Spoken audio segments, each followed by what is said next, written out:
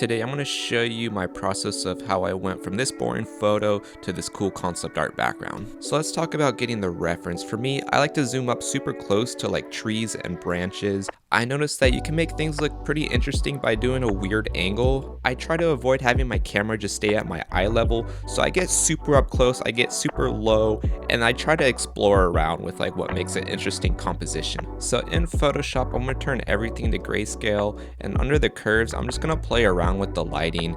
And now I'm going to try to block out the basic silhouette of my scene. So this is kind of photo bashing, it's more like a paint over, but I have way too much details in this whole scene, so I'm going to paint over it. I'm going to try to get rid of some stuff, and then I'm going to try to like define a focal point of this painting.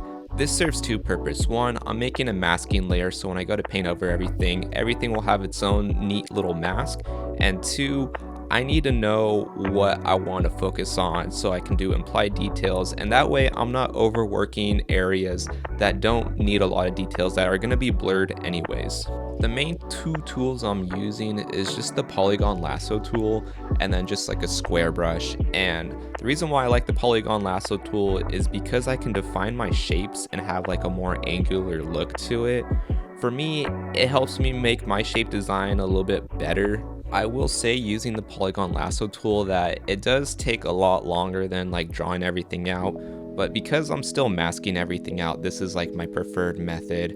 Now that I got everything mapped out roughly, I'm going to start thinking about color. On a new layer on top of everything, I'm going to take the paint bucket tool, paint it purple, and then change the blend mode to color, and then this way I have like a base color to start off with. I'm going to start adding textures. So this is another photo I took, and I'm just going to line it along with my trees, and then I'm going to paint over it, get rid of some of that details, and make it blend in a little bit more.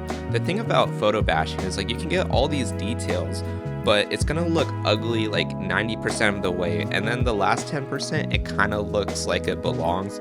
But you definitely have to do a lot of painting over when you're working with photo bash material. So at this point of the painting, I was pretty happy with how it was going, but I was getting a little lost, so I decided to look up some reference, and I kind of studied this artwork over here. And one thing I noticed is their use of atmospheric perspective, and like notice if you look in the background, everything kind of has this blue tint and it kind of gets lighter. Even though my lighting situation is a lot different, I'm kind of keeping the same aspects, and I really like how it almost had like this foggy look to it, and they're really crunching the values in the background. So that's one thing I try to work on with this painting, is having more value control. I have this bad habit of using the whole value range for background objects, and the thing is that the farther back something is in space, the less details and then the less value range it's going to have. So it's like really hard to fight that urge.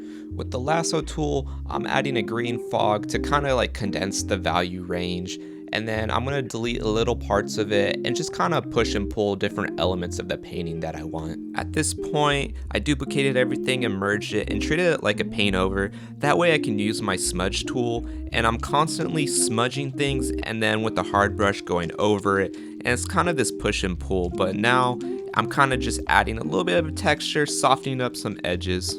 After softening up everything, I'm taking a hard brush and I'm cutting out black shapes in the background. What I like about nature paintings like these is you can be pretty abstract with a lot of things and still have it read for the most part, compared to, let's say, I'm doing like a cityscape where I really need my perspective to be nailed down.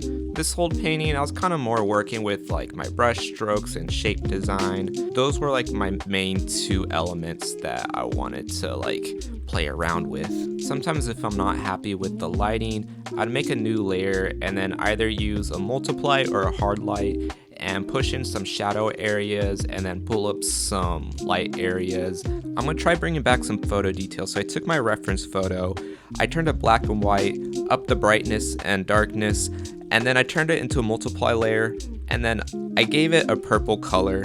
I turned down the opacity, and now I'm erasing some details. After that, I wanted to even out some of my colors, so I put a gradient filter over everything and turned down the opacity, and under blend mode I turned it under soft light, and then I made a masking layer and I erased out some areas, And now I'm creating some fog, so with the lasso tool and a soft airbrush, I'm just kind of painting over some areas, getting rid of some details, and I'm just adding a little bit of fog effect, and I feel like it helped my composition out a lot. For me, if I'm not liking how something is turning out, I just add fog, and it's kind of like a universal fix. It's definitely not a good habit, but it's a nice tool to have under your belt if you're feeling lazy. I wanted to add some story elements, so I added some silhouetted figures in the background, and I made sure to make them super small to kind of show the scale of this cave. For me, I feel like you can make anything interesting as long as you show it in a way that we're unfamiliar with. That's why dynamic poses have a lot of high or low angles, and then even if you look at pigment, it's just regular everyday object, but because you're so small, everything looks so grand. And I like to keep that idea when I'm working on comics or anything. On another paint over layer, I'm using a mix of a comb brush and a halftone brush, and this helps soften up some of the edges in the background. Another hack that I like to use for my paintings is adding foreground elements.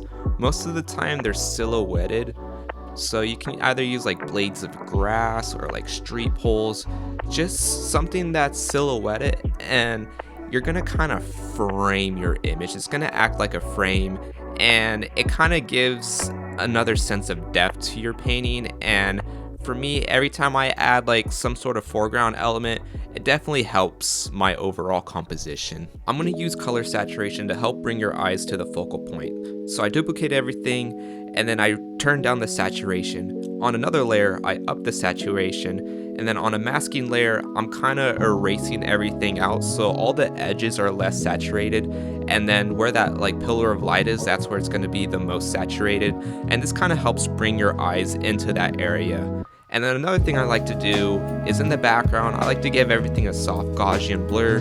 That way our eyes are not distracted by the background elements. And it does feel counterintuitive. You know, you're kind of erasing all your details, but it kind of gives everything a nice cinematic look, and it feels wrong to do, but it helps so much. And to finish off my painting, I like to add a bunch of particles. It kind of gives a nice little ambience to the whole painting. So I have some particle brushes, and I'm just like putting in some dust speckles. It's up to you how detailed you want to go, but for me, I like to have one layer of just dust speckles, and then another layer blurred dust speckles, and then a fourth layer blurred and opaque dust speckles. And then sometimes I take an erase brush with a low opacity, and just it kind of helps build this depth. But yeah, so that's pretty much my painting process. I just want to say there's no right way to do like background paintings. This is just one way, and I wasn't feeling like doing the perspective grid, so that's why I went with this paint over method. And it still took a long time. Like, it's not a quick way of doing it, but if you're feeling like you don't want to draw out a grid, maybe try it out. But anyways, that's all for this video. Thank you guys for watching, and I got some more great art tutorials over here.